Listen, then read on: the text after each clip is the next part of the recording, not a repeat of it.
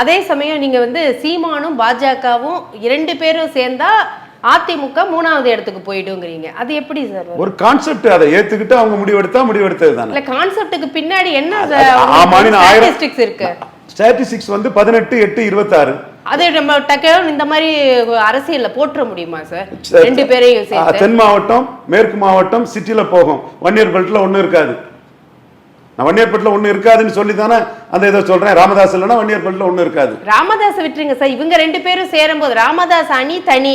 கன்னியாகுமரியில 4% எடுத்து அதிமுக 2% போகும். திருநெல்வேலி 8% எடுத்து அதிமுக 4% போகும்.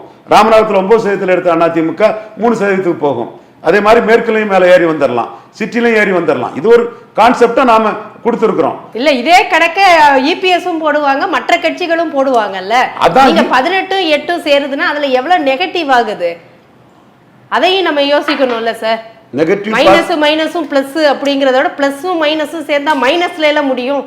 அது கெமிஸ்ட்ரி, அரித்மெட்டிக் இருக்குது. கெமிஸ்ட்ரி 2வது பிளஸ் ஆகலாம்.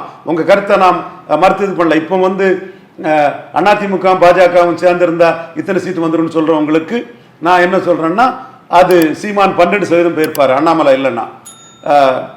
ஸ்டாலின் வந்து 50% போயிருப்பாரு. அது ஒரு பொருந்தா கூட்டணியா கூட போயிருக்கலாம். நாளைக்கும் இந்த 18% எடப்பாடியை சிஎம் ஆச்சோம்னா இந்த 18% ஜெயலலிதா ஊழல்னு சொல்லி எடுத்த ஓட்டு. இந்த 18% எனக்கு உடன்பாடு இல்லை. பேரறிஞர் அண்ணா பிறந்தகை முயற்சியால் எனக்கு உடன்பாடு இல்லை. அப்போ புரிஞ்சுக்கணும், உங்களுக்கு ஒண்ணுல உடன்பாடு இருக்கு, அண்ணாமலை விஷயத்துல எனக்கு உடன்பாடு இல்லைங்கிறது உங்களுக்கு புரியும். ஸோ இதெல்லாம் சொல்லி எடுத்த வாக்கு தான் இந்த வாக்கு. எடப்பாடியை அண்ணாமலை அடிச்சு எடுத்த வாக்கு தான் இந்த வாக்கு. அண்ணாமலை ஒரு ஹீரோவான்னு மோடியை ப்ரொஜெக்ட் பண்ணி எடுத்த வாக்கு தான் இந்த வாக்கு. அண்ணாமலை இந்த திமுக வேண்டாம் அதிமுக வேண்டாம்னு ஒரு அணியாட்டு இதை கட்டமைக்கலன்னா இந்த வாக்குல 4% சீமானுக்கு போயிருக்கும். சீமான் 12 வந்திருக்கும். இன்னொரு தகவலையும் தமிழ் கூறு நல்லுலகில் டாக்டர் ராமதாஸ், என் தம்பி செந்தமிழன் சீமான், தென் பன்னீர்செல்வம், தினகரன், தென் எடப்பாடி பழனிசாமி, எல்லா அரசியல் தலைவர்களுக்கும் சொல்றேன், நீங்க எல்லாம் மறைச்சுக்கிட்டு ஊடகத்தில் பொய்ய பேசிட்டு இருக்கிறீங்க.